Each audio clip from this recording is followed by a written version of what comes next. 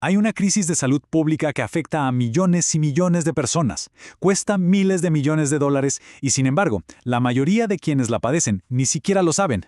Y no es un virus nuevo, sino algo que todos hacemos o al menos intentamos hacer cada noche, dormir. En este análisis vamos a meternos de lleno en la ciencia que se esconde detrás de nuestro sueño.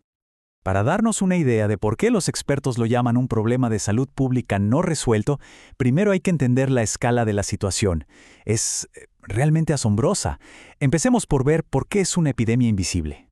70 millones. Esa es la cantidad de personas que, solamente en Estados Unidos, se calcula que sufren de un trastorno crónico del sueño. Para ponerlo en perspectiva, es una cifra que compite con la de otras enfermedades muy conocidas. O sea, no es para nada un problema menor. Y el costo anual es igual de impactante, más de 400.000 millones de dólares solo en Estados Unidos. Y este dinero no es que simplemente desaparezca, Se pierde por menor productividad en el trabajo, por accidentes que cuestan carísimo y por gastos médicos que no paran de crecer. La falta de sueño, sin duda, tiene un impacto económico devastador. Pero, ojo, quizás el dato más alarmante de todos es este. A pesar de lo enorme que es el problema, la gran mayoría de la gente no recibe ningún tipo de ayuda. Se calcula que más del 80% de los casos nunca llegan a ser diagnosticados ni tratados. Es una crisis que, en gran medida, ocurre en silencio. Esa declaración, la verdad, resume la urgencia del asunto. No se trata solo de sentirse cansado, es una verdadera crisis de salud. Y para poder enfrentarla, lo primero es entender qué es lo que pasa exactamente en el cerebro cuando apagamos la luz. Entonces, ¿cómo es que el cerebro decide cuándo es hora de estar despierto y cuándo es hora de dormir? Bueno, la respuesta está en una especie de interruptor biológico súper sofisticado. Es una maravilla de ingeniería neuronal. Imaginen que dentro del cerebro hay dos sistemas que están compitiendo por el control. Por un lado está el sistema de vigilia, que nos empuja a estar alerta y activos. Y por el otro, el sistema de sueño, que trabaja para apagar esa vigilia y permitirnos descansar. Es una batalla neuronal constante. A este mecanismo se le conoce como interruptor basculante. Y es genial, porque los dos sistemas se apagan el uno al otro de forma activa. Esto es clave, porque asegura que las transiciones sean rápidas y estables. O estamos completamente despiertos o estamos completamente dormidos. Así se evita un peligroso estado intermedio. Ok.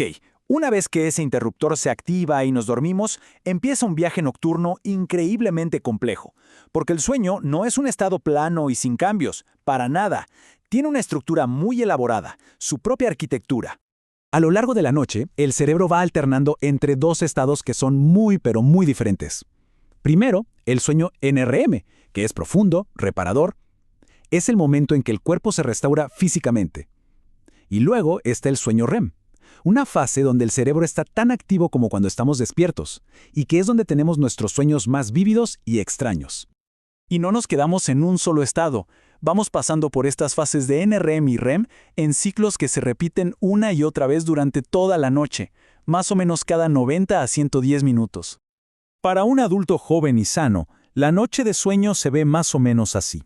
Cerca de un 25% se dedica al sueño REM, que es crucial para la memoria y el aprendizaje, mientras que otro 20% se invierte en la fase más profunda y reparadora para el cuerpo, que se conoce como sueño de ondas lendas, o N3.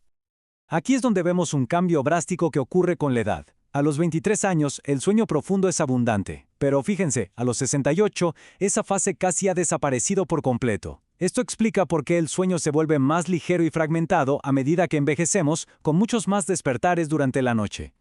Pero claro, ¿qué pasa cuando este sistema tan bien calibrado, ya sea el interruptor o la propia arquitectura del sueño, empieza a fallar? Bueno, es ahí cuando el sueño, en lugar de ser nuestro refugio, se convierte en la causa de un trastorno. Esta sensación, ¿suena familiar?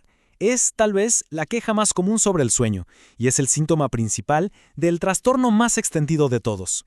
Estamos hablando del insomnio, y es muy importante entender que no es solo la falta de sueño.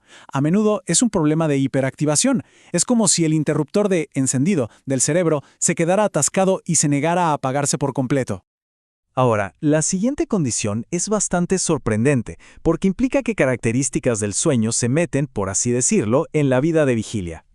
Esto es la narcolepsia, y se debe a la pérdida de unas neuronas que producen orexina, una sustancia clave para mantenernos despiertos. Sin ella, el famoso interruptor basculante se vuelve inestable y el sueño puede invadir el día.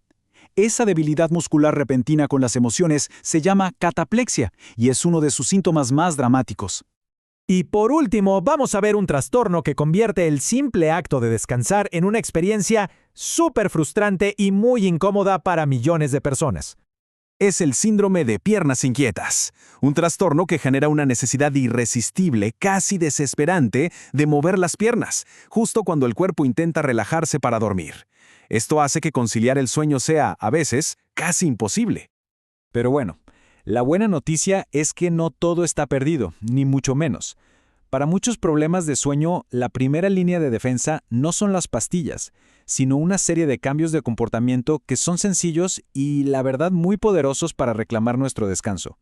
La base para empezar a dormir mejor es construir un conjunto de hábitos y un ambiente que le manden señales claras al cerebro de que es hora de dormir. A este concepto fundamental se le conoce como higiene del sueño. Las reglas son bastante simples, pero muy efectivas. La idea es, básicamente, reentrenar al cerebro para que vuelva a asociar la cama y el dormitorio únicamente con el descanso. Al seguir una rutina y evitar estimulantes como el café o las pantallas, creamos señales muy potentes que le dicen al cuerpo y a la mente, es hora de apagarse. Y todo esto nos deja con una reflexión final. Pensemos que dormir no es un lujo, es un acto de mantenimiento biológico esencial. Es el servicio de limpieza nocturno del cerebro. Descuidarlo podría tener consecuencias a largo plazo que apenas estamos empezando a comprender, lo que nos deja con una pregunta fundamental. ¿En nuestra vida tan acelerada, le estamos dando de verdad la prioridad que se merece a nuestro descanso?